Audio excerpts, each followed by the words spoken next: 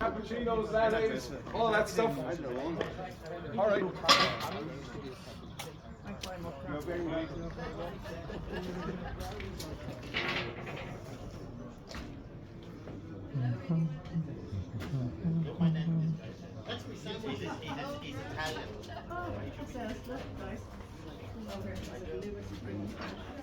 He's Italian.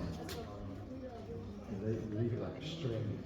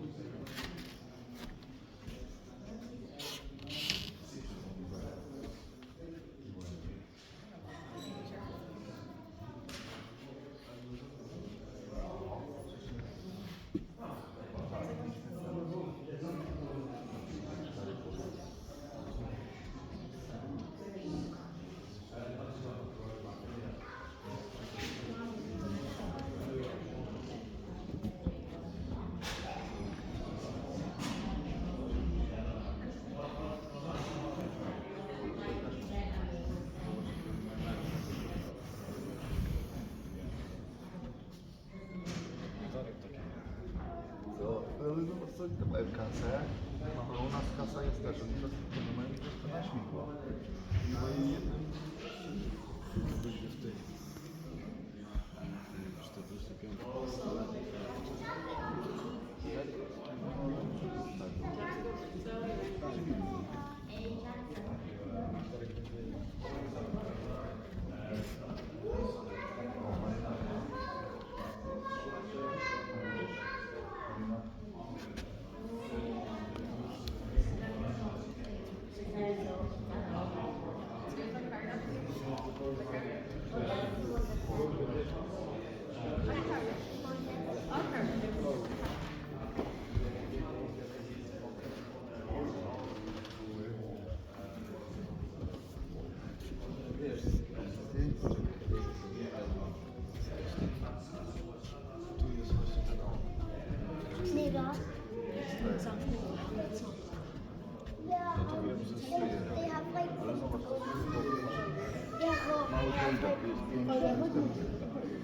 Standard na to. Yeah, they have like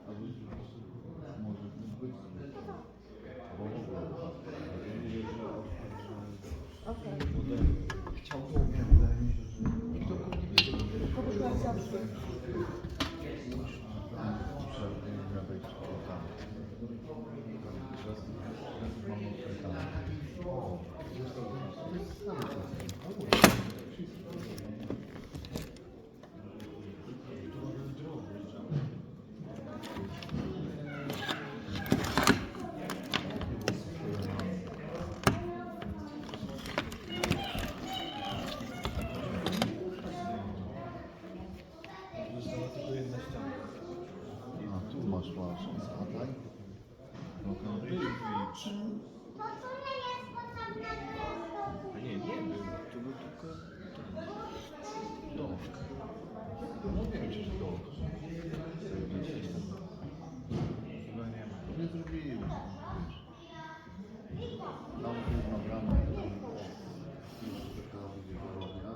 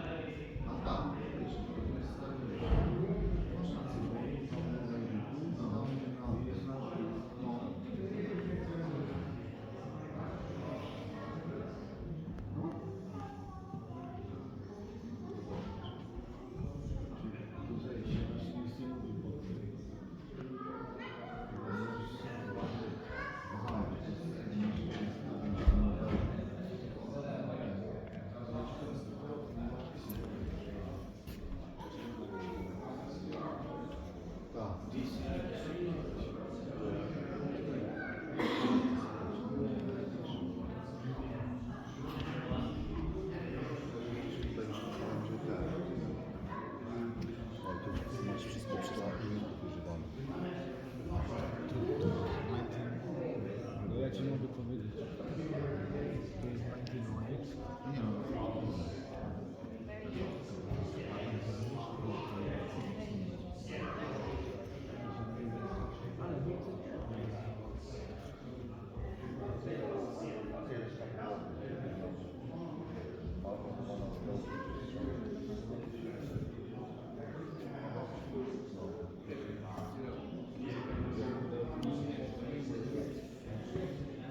A 16, znajdźmy 16.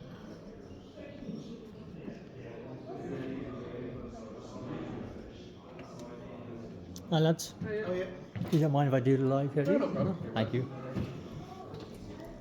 Oh, I see Klingon Brother Frey. I love that. Somebody who knows it. Recognize Star Trek. A trekker. That's the one that was in, was it Star Trek 2? Star Trek 3. Star Trek 3, Search for Beginning Spock. of it. Search for Spock. That's it. That's not the real line, is it? No. USS Grissom. Grissom. That's it. Is that the one that Chekhov was on? Yes. They're looking for, yes. And this one is the one from the voyage home. Star Trek Oh, 4. yes. When it landed in San Francisco on the park. The USS Botany Bay. Yeah. Oh, was it? Was it Botany Bay? It was just Botany Bay, it wasn't Botany Bay. USS. That's right. You're correct. It was actually SS. SS. Botany Bay. Spaceship, Botany Bay. Spaceship. Oh, brilliant. Absolutely brilliant. It is No, was it though? there's a shot Because in the film. Botany Bay was the one that Was in with the Khan. the No, original no. episode. But they also did it when it was landed No, in it wasn't Botany Bay. It was No, you're right, actually. Bounty. Sorry, Bounty. It was HMS, Bounty. it was the Bounty after HMS. The Bounty. That's it. That's it, That's yeah. it. Yes. But this particular kit is the only one where you actually get feet and a Undercarriage. ramp. Oh, look. Isn't that brilliant? That is the only one you can get that actually can show how you got in and out. I'd love to be able to find figures that I could paint up in red and orange at that scale. It's You will impossible. get them. Yeah, you can only get them flat. The ones they use The- for for the battleships. battleships, yeah. They're not. They're kind of. I'm sure yeah. there's somebody out there 3D printing them. Oh, that's it, yeah. 3D printing. That's the future. I reckon You know, I that's could have the lads, you know, Spock and Kirk and the lads walking out. Remember where we parked? Yeah. We have a clock. Where do we have here, lads? Where's my, I have have actually a sticker for it. Remember? Okay then. What was it? Okay then. Who forgot to turn off the cloaking device? And I actually got that printed using the font you can get Yeah. for Star Trek. I had it at the That is company. brilliant. It was good crack, you know. It's lovely to see. Look at that. You recognise that one? 2001 Space Odyssey? Yeah, absolutely. Ah, Complete very with the cool. Pan Am logo. The clipper. Clipper, yeah. I'll tell you what's missing. Is the Ships from Space 1999. No, well, they're on the way. Mm. Eagles. They're saying that the TV series could be redone soon, called 2099. Yeah. So, fingers crossed. Yeah. The old Airfix kit hasn't been reissued though. It has. Has it? NPC. Oh, so it's the same kit, is it? You know, there's a couple of different kits. Ah, right. Round 2 have done the 72nd scale and 48th scale. Off. No, of the Eagle. Oh, just the Eagle. But the NPC one, which is the old Airfix one, is also available. And the Hawk. And the old Hawk. Oh, right. So you've got the old generation Eagle and Hawk, Yeah, and and then- then you've got the new, Yeah. accurate 72nd scale. Which is what you want. Yeah. Oh, brilliant. Lovely rig you have there. Thanks. Literally put it together last night. I have a bigger version. I call it Beast, but I thought it's overkill. I was in Dublin Street doing a bit of filming, and I had the big one, the big Beast. You hold it like this, and there's 2 cameras on top, major camera in the middle, and I'm there filming, and I'm like this. And this fella rolls up beside me from RTE. Right. And I goes, that's a nice rig. He goes, how much it cost it? Oh, 20 grand. It used to cost you, €50. It does exactly the same thing. This is your go live. Well, I need this, I need that. Well, I don't need anything to go live. I am right there. 20 grand. No wonder RT have no money left. So what's 20 grand? That was what, 2 weeks of Ryan Tuberty's salary. That's true. I can spend that on the weekend. Thanks, lads. You're welcome. If you want to do something, take a copy of that leaflet Oh, there. absolutely. We have the big show coming up in Lucan. You're interested in doing a similar thing on that. Absolutely, yeah. Whereabouts you having Lucan? The Spa Hotel. in Okay, Lucan, brilliant. What day? You know, 56. you know, it's easy to 56th get of to. October. Yeah, I will make that day free. Absolutely. And there's the other one is the leaflet just about the club, saying who we are and what we do. So by all means, Brilliant. take one of each. Because I used to make models when I was younger, and I made the USS Enterprise A. And And you couldn't get the yolks. I got it all. The pylons are a pain on that thing. It is, and I got it all right. I took me a while, and because I was using a lot of glue, and I didn't know at the time the effects, I was probably high as a kite that I decided the Enterprise, once it was finished, needed to go for a flight, a maiden voyage, out the window, and Yeah, we've all done that back in the day. you know. Nowadays, when you're finished with a kit and you say, I don't want to keep this kit, slam. Oh no! Throw it to the door. To this day, I wish I never had a maiden voyage. I would love to have kept it, you know. Yeah. And we're going back 30, 40 years at least, you know. When I had patience and hair. Well, You're talking to the two of us now. We have some patience. little or no hair. Yeah. Yeah, Totally crazy, isn't it? isn't it? And you know what? Probably truthful as well. No. I wouldn't be surprised. That is actually a Revell kit made by Revell in Germany. Yeah. The only thing that's not with the kit is the swastika. Of course, because they're not allowed to sell swastikas in Germany. That's true. So I had to get that from Look, an I was. aftermarket. It's amazing what they do allow and don't allow. I was doing a live coming in, and I had one on Facebook, and I had one on TikTok. They're both going exactly the same time. Yeah. TikTok, within 30 seconds, banned me because I have live ammunition and weapons. It's not live ammunition. I know. Whereas Facebook would pull you down because you were showing somebody with swastika. What's that? That's what AI is all about. That's it. AI. Yeah, we're screwed. Cheers, lads. Right, Take so- care.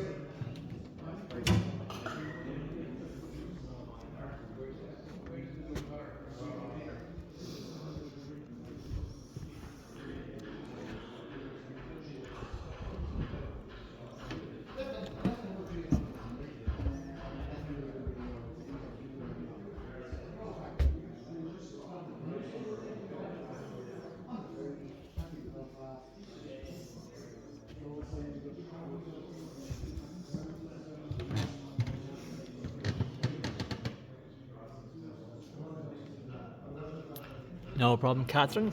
Delighted to be able to do this for anybody who can't attend today. Yes, Anita, it is a very interesting place. It's got lots of interesting artifacts and photographs. And it's different from the Carlow Museum as well. So, you know, you have something new. Once you visit the one, you can visit the other.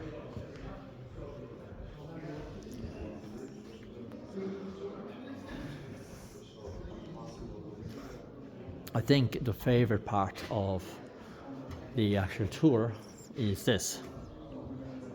The old shed. And here we have Bob doing his work.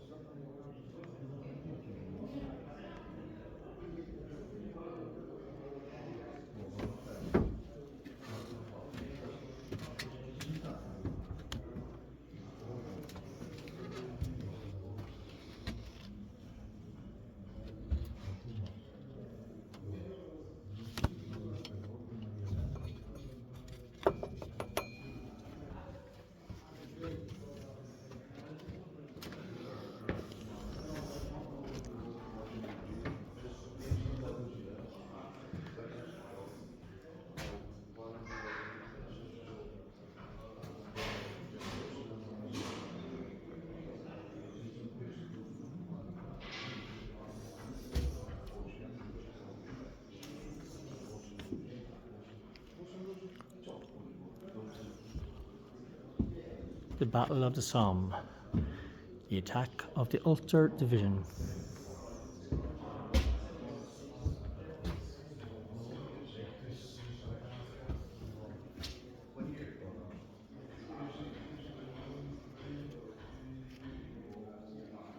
The very early GPS system.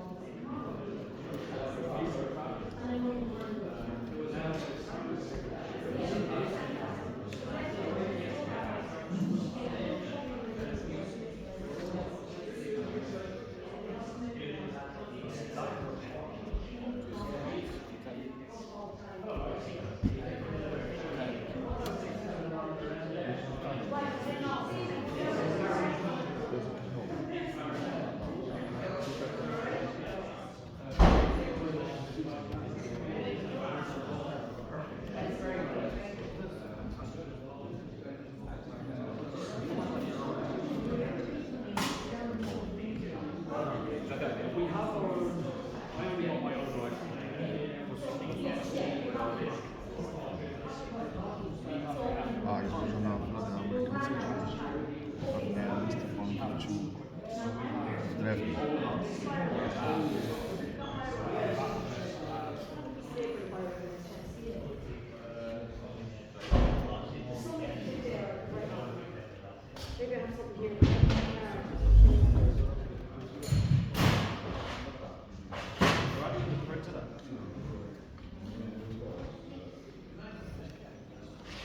is like my number. You ring me.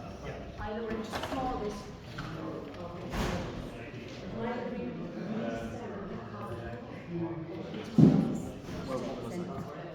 And then So we have the gold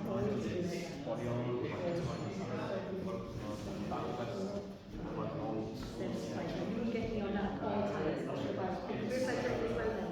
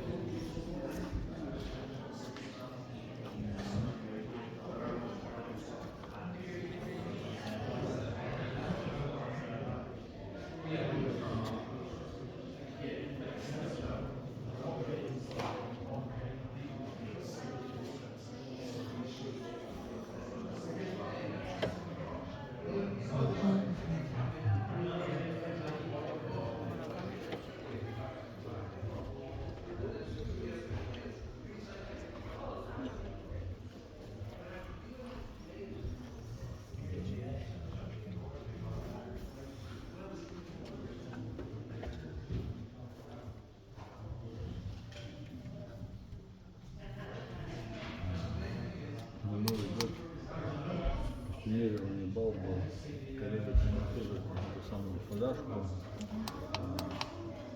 и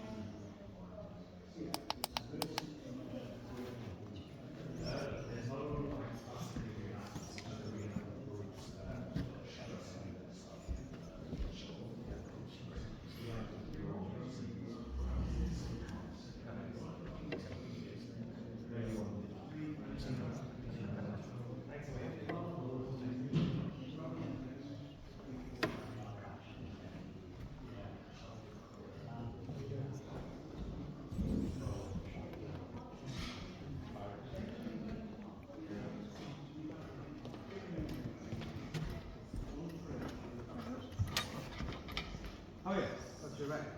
Yeah, grand. You here for the military vehicle show today, yeah? Yeah. Grand, so it's just for you.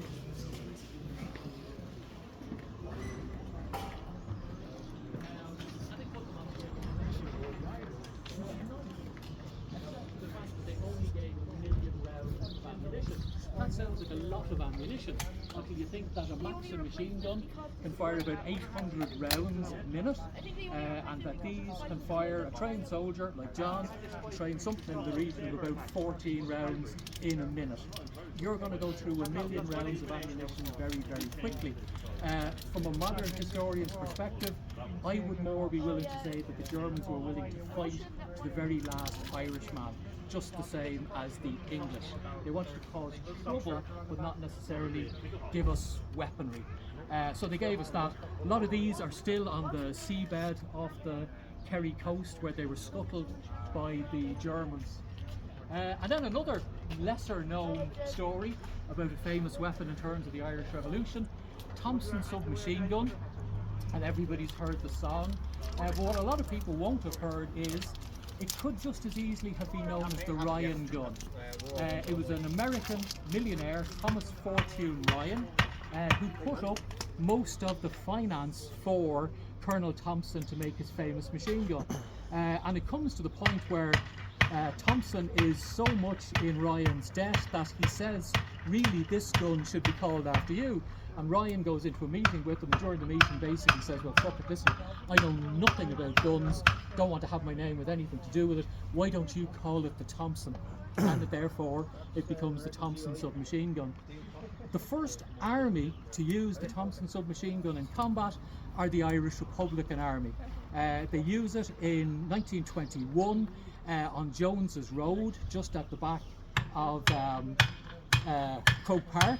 And basically 2 Americans are sent over to instruct the Dublin Brigade in how to use the machine guns. The plan is to land 500 of them. 500 of them are already on the docks in New York, waiting to be brought over. And in the first operation, basically, they go into the house of a woman called Mrs. McGillicuddy, up onto the return of the house. A troop train is coming up on the elevated railway behind Croke Park. They basically stick the guns out the back window and fire into the train. One of the Thompsons jams and the other one doesn't.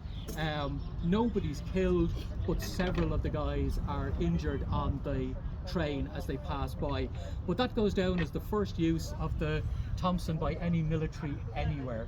The next ones to use it would be the Marines in the what they describe in America as the Banana Wars in South America. They would use the Thompson submachine gun. But the guns that are impounded in New York on the docks, basically they are returned to Ireland. There's a famous court case and they use the precedent, which is like every cow knows its own calf. So the owner of the guns get the guns back during the Irish Civil War. Fortunately, possibly for Ireland, most of the guns end up in the hands of the anti-treaty IRA, but most of the magazines end up in the hands of the Free State. So even though it's known in song and legend as the Thompson and the rattle of the Thompson gun, a lot of the damage that could have been done isn't done by the Thompson. And even Michael Collins, who gets the glory of saying he identified the wonder that the Thompson gun could have been, Collins ends up not liking these. And famously, he doesn't like them because they cost too much money. Every one of those bullets costs money. And there's an example of guys from the squad using revolvers, and they're sent out to assassinate a Dublin Metropolitan Policeman, and the newspaper headlines read, "Body riddled with bullets." And the guys are called up to meet Collins. Collins calls them into his office and fucking eats them out of it. He says, "For Jesus' sake, lads, will you stop fucking riddling those bodies? Them bullets cost money." Now, if you think that this will fire in the region of 300 to 500 rounds a minute, that's an awful lot of ammunition going down range. Getting into terms of the Free State Army, who could have had them, turned them down, and they end up in the armoury of An Garda Síochána. And even in An Garda Síochána, they don't like them either because they all cost too much money. So coming through into the modern times, about 300 of them are found in Mayo in a famous arms cache in 1941, and even though they're on hand, they have a less than illustrious history in Southern Ireland. And then 1969 comes along, and that's something that we don't talk about very much. So then we have the Lewis gun down there, light machine gun, and would be basically, if you hear about battles in 1916 in Dublin and machine guns being used, it's the Lewis gun, that's the gun that's doing all the damage. Not the Vickers. The Vickers is in France, in Flanders or Mesopotamia. This is designed by an American. You have 47 rounds of ammunition in the pan on top. It's air cooled. When it's fired, a vacuum is created in the sleeve, sucks air in from the front of the gun and blows it out over these aluminium vents at the back, cooling it down and keeps it going. Very efficient gun. Has something like 80 jams that can possibly happen. So if you're a Lewis machine gunner, you have to know how to use it very well. But if you do, it'll work all day long. They were captured a lot by the IRA, not as much as the IRA at the time would have wanted. Tormac Cady and Carroll Kennedy in Mayo give the Mayo IRA 2 of them, and the Mayo IRA nicknamed one of them Mrs. Lewis, and they use it all the way through into the Civil War. Down south they're captured by the IRA in Cork and Kerry, but another machine gun that I wish I had, and that was actually called the Berthier, and it was a Hotchkiss machine gun fed with a strip of bullets that would have gone in from the side. So the Hotchkiss or Berthier and the Lewis gun, they would be the machine guns that did most of the work during the latter part of the War of Independence and into the Irish Civil War. And they're still in use by the Irish Army coming up into the Second World War, or what we describe as the emergency. But if you're talking about what does the real damage throughout revolutionary Irish wars, it's grenades and improvised explosive devices. And it's obvious if you think about it. Once the legislation changes and they bring in the Defence of the Realm Act, it's more and more difficult to get guns. So the only way you're going to win a war, if you want to, is to outproduce your enemy. And the only way you're going to do that is to make your own weapons. And if you look at the structure of the IRA General Headquarters, and they're the ones that we all forget about. There was about 13 of them, and they're running and shaping how the war is fought. They have 2 directors of chemicals, and what their job is actually coming up with formula for explosives, for propellants and for grenades. And then in Ireland we're very lucky with one man, and that man should have a statue somewhere. His name was Matt Fleming. He was from County Wexford, and during the First World War he works as a machinist in the National Shell Factory in Parkgate Street, which is near Collins Barracks. And he cuts his teeth like Steve as a master craftsman on lathes and engineering, and he begins to reverse engineer the German egg grenade from the First World War. Most difficult thing for him to do is make up the firing set, but what they start to do is they manufacture the firing set, which is this gold covered piece that goes into the top of the grenade. It has a spring and a percussion cap, and it detonates the grenade. So Matt finds a way of reverse engineering that, making volcano tubes or an improvised percussion cap, and he makes them on alternate days. So 2 days a week he makes grenade bodies, and 2 days a week he fires brass. The trouble with brass is when you forge it or mould it, you get lots of white smoke. So what was happening in Little Britain Street, which is now Parnell Street, if you've ever come up to Dublin, where the big cinema complex is, Dublin Corporation start getting complaints about all the smoke being in the street, and they come up and they send in the man, a little bit like environmental officer these days, and he arrives up and the guys say, fuck it, it's not our problem, sir, it's that guy next door. And the guy who lived next door was a loyalist guy and they didn't like him, so they keep on sending him in. What the guys actually did was they cut a hole into his wall, slant drilled a pipe into his chimney, and then when they were forging with brass, it all went into his house, and eventually the poor creature ends up in court with Dublin Corporation while they carry on manufacturing the grenades. So the grenade site itself is closed down in 1921, raided by accident, and they moved to alternate sites. But what they start to do that's even more clever, they decide, well listen, there's no point in making the grenade bodies, and they specialise in making the firing sets. And it's the women of Cumann who take the firing sets in tunics under their dresses by train and by bicycle out into the other counties around Ireland, where the local blacksmiths make up grenades. And if you come up to the National Museum of Ireland and you go into the Decade of Conflict exhibition, every county in Ireland had its own grenade. And in Kildare, they called them bull's balls. And in other counties like Meath, we just called them grenades because we're more civilized. So that was it. And they were used by the hundreds in various operations.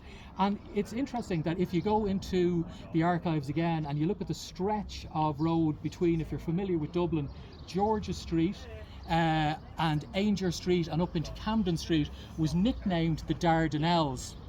And because every day, as Crown forces would be driving trucks or cars, the volunteers would be up on the roofs and would throw grenades down onto them. Frequently they didn't explode, because you're talking about improvised devices, but all too frequently as well they did. And that kind of starts a defence and assault type thing. And then you have the famous one about Michael Collins putting them into chicken coops, which is where they literally put chicken wire over the tops of the open back trucks to keep the grenades away. So early on they put pieces of angle iron on the grenade bodies, and as they throw them that catches in the mesh and they explode into the truck. But then practicality takes over. You have a 7 to 5 second fuse. So rather than reverse engineering your reverse engineering, shorten the fuse, 3 second fuse, light it, hold it for 1 second and throw it, which means it either detonates in the air or as it lands on the target, and that fires it down into the truck, which is nasty and people get killed. Two things again, Irish Civil War and 1916, what unites them? Artillery. And it's ironic that British artillery is what unites them. And here you have, this would be from an 18-pounder British field gun. It's the bit that does all the real damage, it's the fuse, and ironically it's the part that tends to survive the most. These would have been made by Matt Fleming, again in the shell factory, but in 1916, believe it or not, the British only have 4 artillery pieces in Dublin. And they do because all the other artillery pieces are in Flanders or France or Salonika or Gallipoli or Mesopotamia, wherever you are. And let's remember, the British are practical people. So they cobble together 2 additional guns to give them 4 in Dublin. They're brought up and they're positioned in College Green, and they're the ones that shell O'Connell Street. But they shell O'Connell Street with shrapnel. And the reason is, the British are using technology that they had planned for manoeuvre warfare. So you generate shreds of metal, same as the grenades, and that cuts the people up. Explosive shells and incendiary shells only come along later. But what the volunteers had done in the centre of Dublin around the GPO, they had captured the newspaper works and they had made connecting walkways for themselves out of rolls of newspaper. So when the artillery eventually starts fires, there are natural pathways over rolls of newspaper and the fire begins to motor from building to building. So that conflagration you get, and you can get wonderful insurance maps of Dublin, that's basically all made up on a news sheet and the contents of it. And then into the Irish Civil War again, you have 2 British artillery pieces brought up, positioned opposite the forecourts, and the first time that the Irish use them, they basically forget to bend them down, so they recoil, knock the guys flat on their arses, and it's only Emmett Dalton, who was a trained British Army officer, who finally remembers, prizes up the cobblestones with a crowbar and bed them into the ground. And then they didn't even have all the ammunition they needed. So throughout the first night, when they're shelling the forecourts using shrapnel, they're only firing about 1 round, maybe 2 every hour, and it's just to keep the guys under pressure, keep them awake. The following morning, crisis passes because the British drive out. And remember, in that time, plenty of British Army in Dublin. They're still, as Jerry Adams once said, they haven't gone away, you know, whereas they were literally in their barracks. Drive out and deliver the guys the shells that they needed.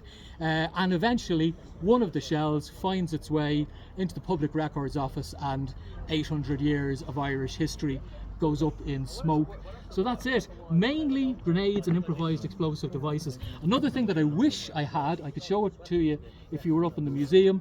County Louth, 1921, first major improvised explosive device, basically made out of a 3 foot long, 1 foot high, 2 foot deep piece of cement, packed with homemade explosives, with telephone wire laid at the side of a road, a Lancia armoured car driving down a road in County Louth, guy sitting in a ditch with a blasting set, bang, opening of a whole new era. And if you wanted to know what Ireland's bequeath, or where we stand in sort of the lexicon of world history and military history, it is the improvised explosive device, the landmine, all that. Everything that you see happening or happened in Afghanistan, in Syria, in Iraq, that was all us, I'm afraid. Your grannies, your granddads, your whatever, you know, and that's our part in it. So pretty much that's it. Thank you very much for listening. What's the difference between these two brass and this one? Basically, these are, thank you very much, these are the firing sets. So today, when they were looking at it, with the Mills bomb, it's an internal detonator. Basically, when Fleming is making it, it's easier to create longer, more rudimentary firing sets that use a grenade, and then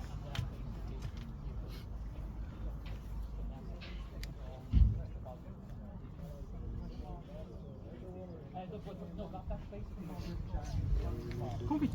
designed by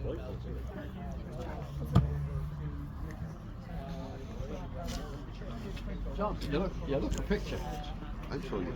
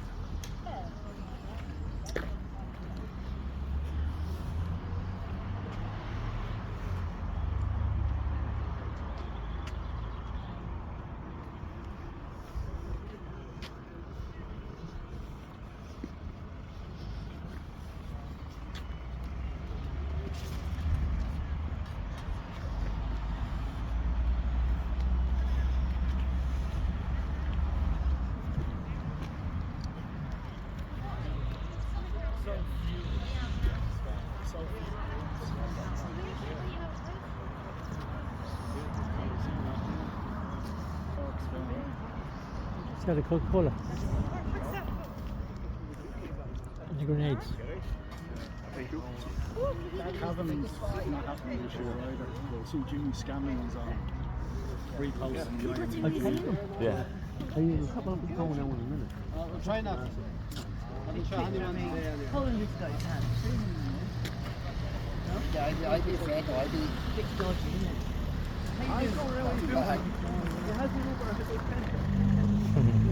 And that's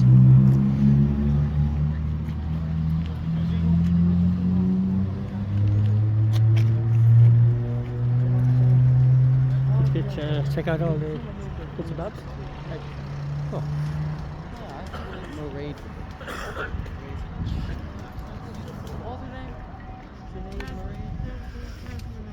Jennifer Renee. All right. Did you sell out her?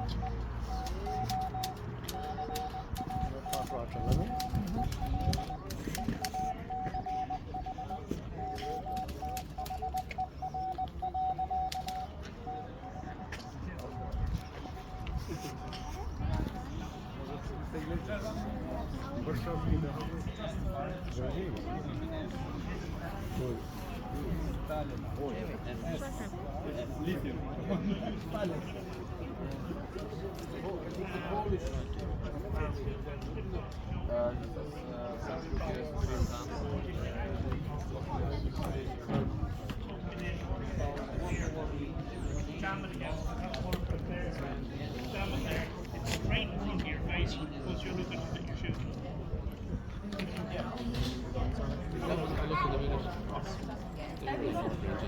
Disposable. Disposable.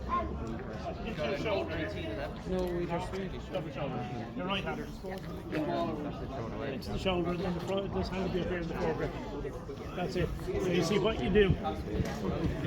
Right leg back, left leg forward, and suddenly the gun becomes a little bit shorter. Know what I mean? Yeah.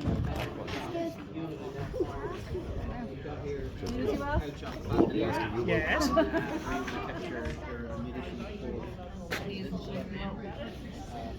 We kept, your daily necessities, as it were. And a German film. They've got the news. Hi. How you doing? Great day first. You got a great day for it, didn't you? Sorry? You got a great day first. If there's anything you want an individual picture of, just let me know and I'll bring it closer for you. I've got a good video of it here. So you're live, everybody can see it. You were here last year as well, weren't you? Yeah. Yeah. Some pretty good stuff there. I still have my FCA uniform somewhere at home. I put the hat on last week, it wouldn't fit. I know the feet grow, I know we go in height, but I didn't know my head grew as well. I thought I'd wear it today, it wouldn't even go around the top. Right, have a great day. You too. Enjoy. Thank you.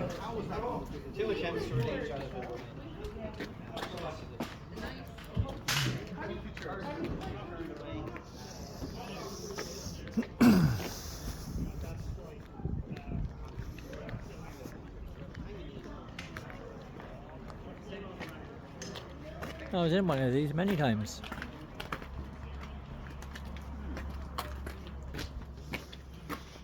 Yeah. We get these when I was in the army. God, you were in the army. Mm-hmm. Comfortable? Yeah. Not really meant for comfort.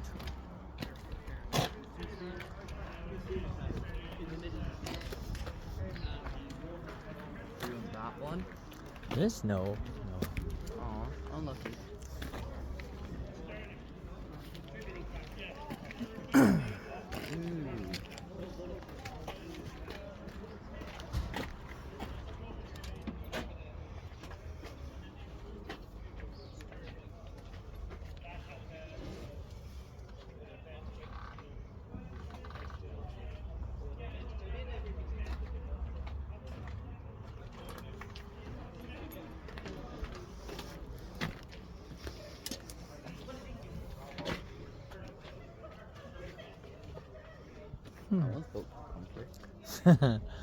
That one is going over terrain. You're bouncing around everywhere.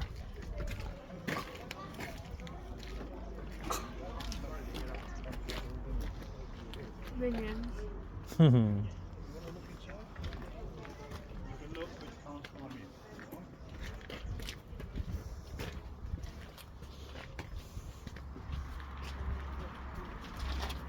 Send the message down to the link.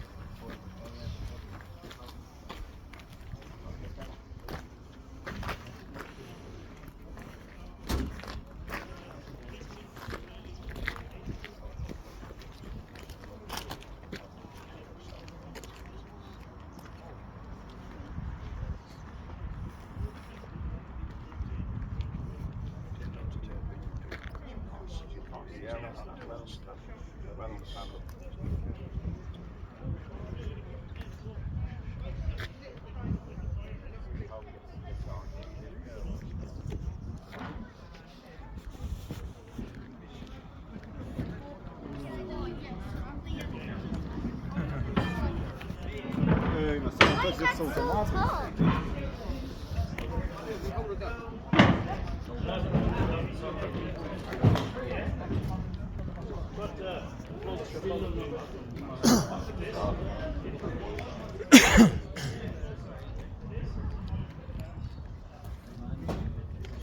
je drugą wojnę to sobie robię chyba windowców. Ale to jedynie, nie?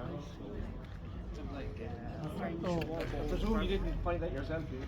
Oh, these guys, I think they posted from Ireland, so yeah. But some of it is like German barbed wire, French box roll. This one is English, right? Just the most. What kind of wire? And you have a German. Barbed wire. Although, not real barbed wire. The real stuff would hurt you for teeth. Miał być tak zimno.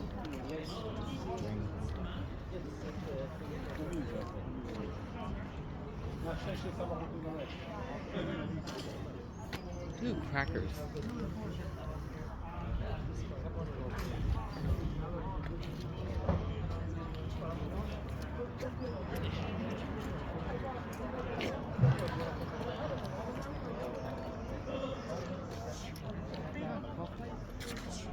Mm.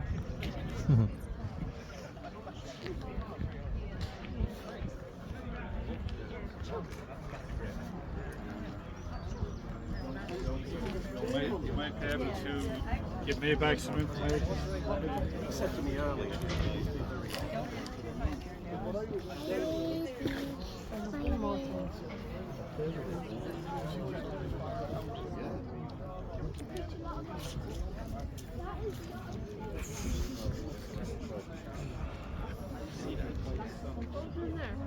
Hmm? Did you go in? No, it's pretty big. No, come in. I can go in. Just wandering around.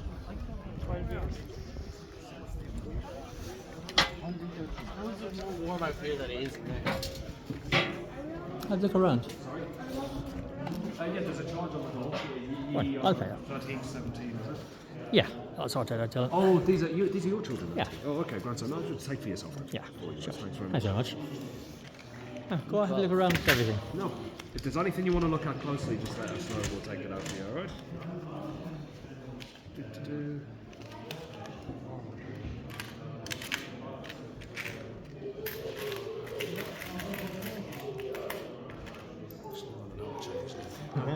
Oh, TikTok have changed their mind, have they? No, I've gone hard copy and Facebook, so I'll always have a backup. But there was a comment there last week, just a word, disgusting, that's it, just disgusting, and somebody got banned for life. Oh, Jesus. It's off like, come They're not on, messing lads. around, are they? No, they're not. Jesus. And yet Trump's allowed on it. Oh, no. You here for the show today, sir? Yeah? Sorry? You here for the show today, yeah?